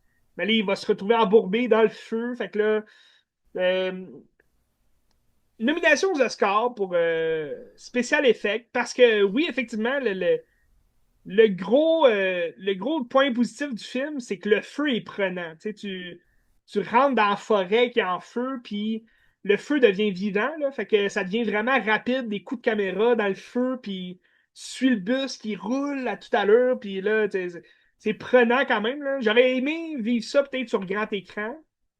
Ça m'aurait peut-être donné le goût peut-être d'aimer un peu plus le film. Mais sans le feu incroyable, puis ces scènes-là qui sont quand même pas nombreuses là, dans le film. Les scènes où tu vois le bus qui se promène vraiment rapidement dans le feu. Sans ces scènes-là, je trouve que c'est un film plate quand même. Là.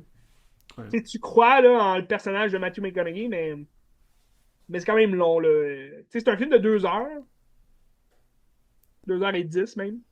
Puis c'est quand même long avant que la situation catastrophique se passe. Là. Je pense qu'il passe 1 heure là, avant que ça se passe. Fait que, on installe le personnage. On installe aussi les pompiers qui vont essayer d'éteindre le feu. Le feu, il prend quand même proche du début du film, là, mais c'est juste c'est long avant que la situation dramatique arrive. Quand ils sont dans le feu, ben, c'est pas mal la même chose qui se passe tout au long. Fait que c'est un film qui est quand même long. Un film à l'image de Paul Greengrass. C'est-à-dire que tous ces films sont pas mal comme ça. J'ai Oui, tu beaucoup sais, parce aimé C'est que Bourne. Captain Phillips, c'était bien aussi, mais comme. Captain Phillips, c'était bien, mais c'est Ouais, ça, j'ai jamais été en amour vraiment avec ce film-là. c'est ça. Je dirais pas que c'est le meilleur film de Tom Hanks. Mais Non, c'est non. Tom Hanks qui joue un solide personnage, tu sais. Mais vois-tu, sur Apple TV, il y a 2 films de Tom Hanks qui est dans ma liste, là. Puis il me reste pas mal, il me reste 2 semaines avant la fin de de, de, de, de mon mois de Apple TV. Fait que je vais peut-être écouter les 2 films de Tom Hanks. C'est Greyhound. C'est un film de guerre navale. Puis Finch, L'affaire de robot, là? l'affaire des robots. Ouais, ouais, ok. En particulier. Mais c'est des Ouais, films à Apple TV. ouais. C'est comme des films un peu Netflix. On sait jamais à quoi s'attendre. Mais bon, The Lost Boss, c'était bien. Ça valait l'écoute.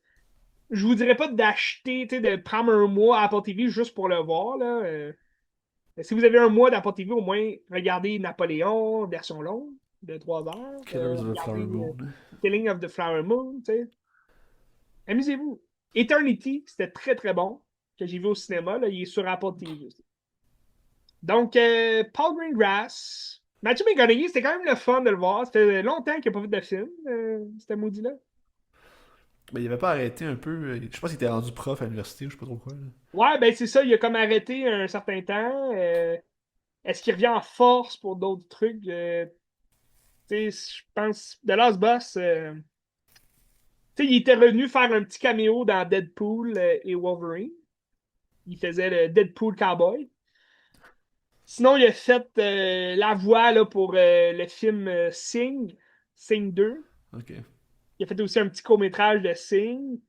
Puis tu vois, les derniers films, là, ça remonte à 2019 avec Guy Ritchie pour The Gentleman. Ok. C'était pas. Ces dernières années de film, là, c'était pas vraiment des années incroyables. Il a fait Serenity, qui est un échec total. Le Beach Bum, que j'ai pas encore vu, mais j'ai Ah, acheté au ouais. Canadian Ouais, Tire, ouais, ouais, ouais, 4 ouais. piastres. Canadian Tire.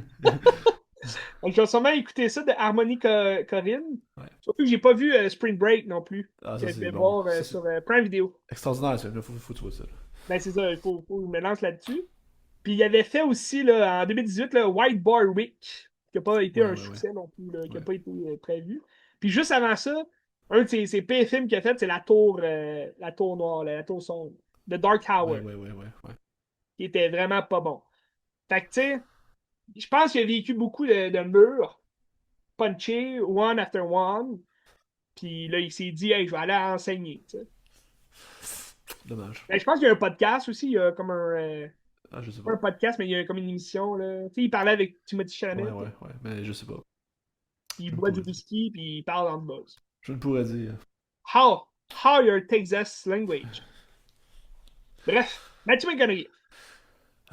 Ok, mais je peux finir avec mon dernier film. Yes. Que j'ai été voir à la Cinémathèque, un grand classique du cinéma, dans l'histoire du cinéma japonais. Oh. Ikiru de Akira Kurosawa, film de 1952. Ouh. J'avais vu récemment Living de Oliver Manus avec Bill Nighy. Oui. Très ordinaire comme film. Mais c'est un remake d'Ikiru. Hmm. Puis quand j'ai vu Living, je me suis dit, ben, Ikiru, je sais pas trop, mais tu sais, je sais que c'est un grand film, mais là, qu'est-ce qui se passe avec Living, là? Tu sais, je comprends pas. Tu sais. Puis visiblement, Hermanus, il a rien compris à Ikiru, j'ai l'impression, parce que c'est pas le même film pantoute. Ah oui, c'est complètement C'est différent. c'est différent. Living, c'était surtout centré sur quelqu'un qui va mourir, puis la vie. Genre, Ouais. le regret de faire comme ça, puis c'est de reconnecter tu sais, les jeunes, des choses comme ça. Ikiru, c'est pas ça. Ben, la base est là, mais c'est tellement pas ça le film. Dans le fond, c'est un fonctionnaire de l'État qui atteint d'un cancer de l'estomac, puis Hmm. qu'il va mourir, puis il apprend qu'il va mourir. Fait que là, c'est comme s'il remet toute sa vie en question en disant tout ce que j'ai fait a servi à rien, puis tu sais, je suis juste, je suis à rien, tu sais, j'ai gaspillé ma Hmm. vie, tu sais. Mais ça, c'est une partie du film, parce que le film, c'est plus un film sur la lourdeur de la bureaucratie, ou est-ce que c'est tout du monde qui veulent se pitcher à balle en disant telle personne, c'est pas moi qui fait ça, c'est l'autre, puis après ça, des gens essaient de prendre la responsabilité pour des affaires que c'est pas eux qui ont fait finalement. Puis c'est tout ça, mais qu'on voit pas ça dans les lignes.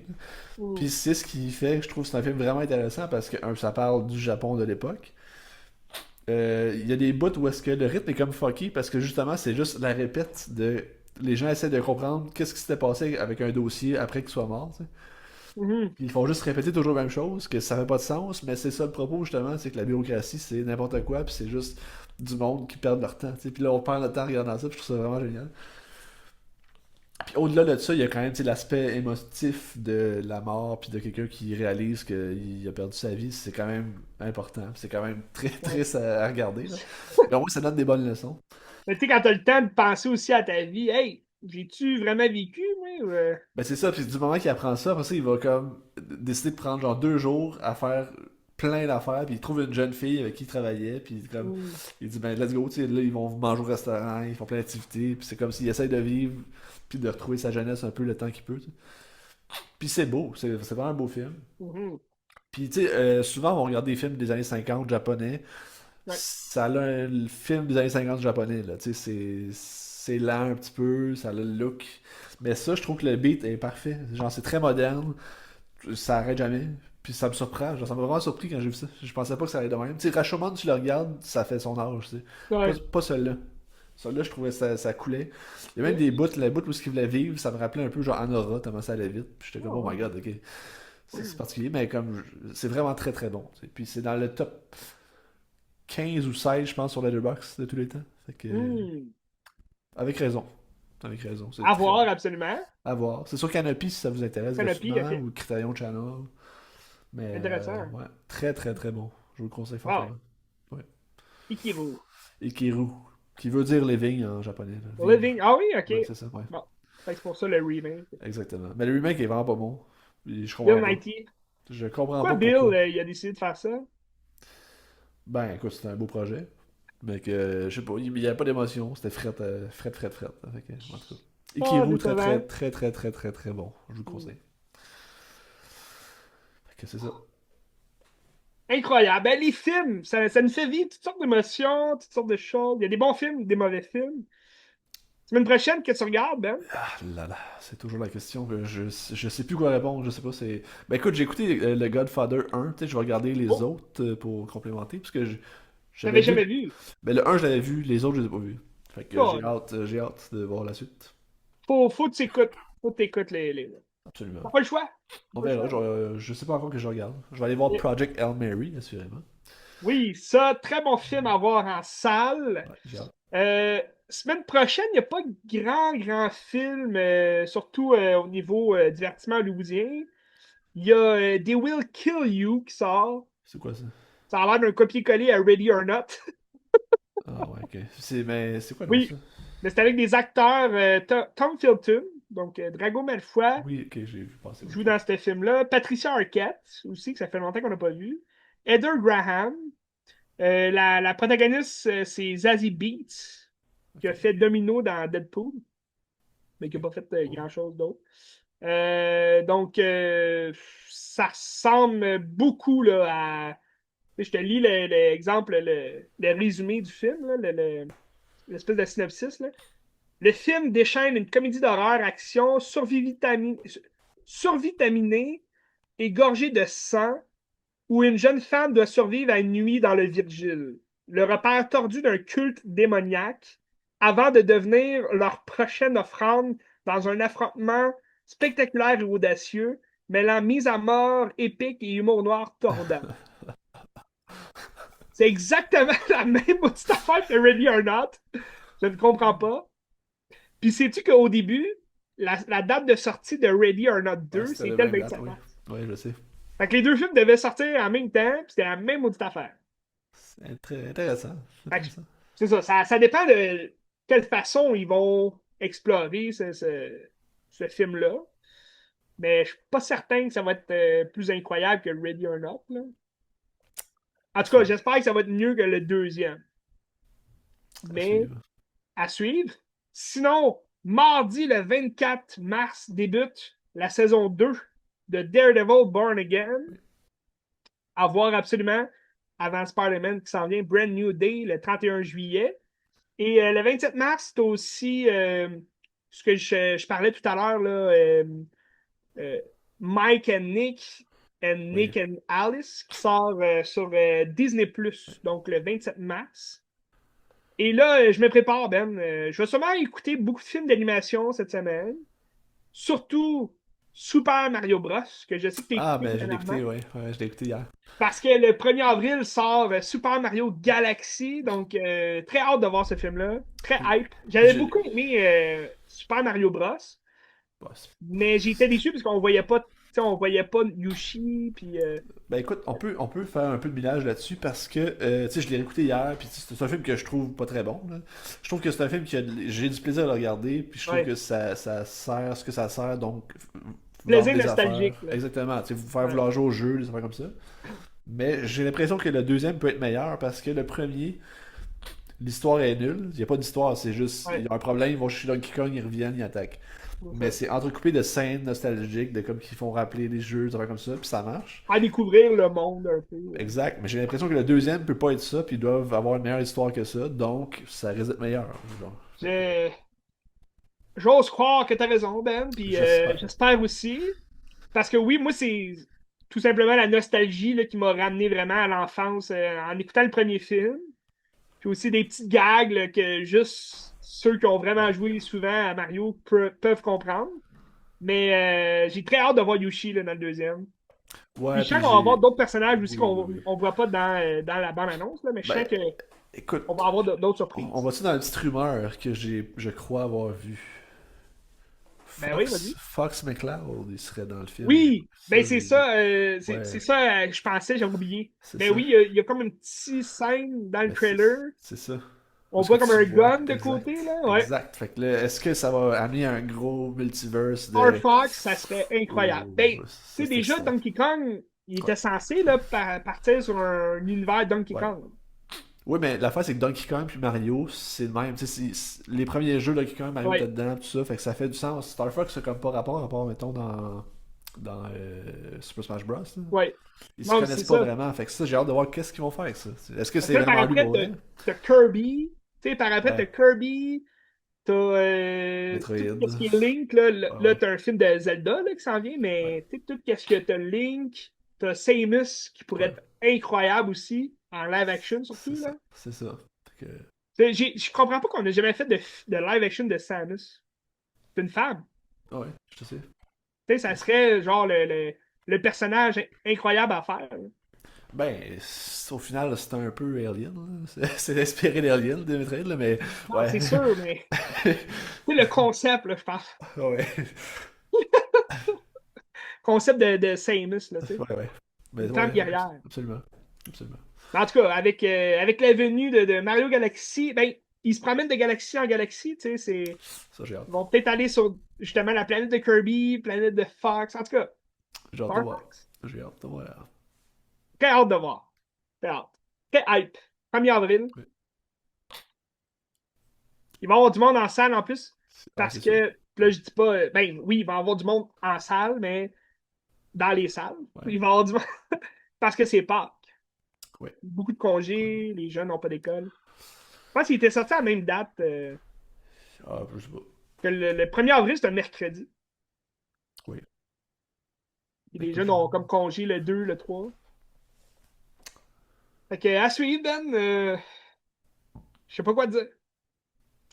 enfin, j'ai hâte de Pas voir. quoi dire à part écoute des films, renseigne-toi sur le cinéma, puis viens nous voir jaser de films et de séries. Ah, qu'est-ce que tu regardes?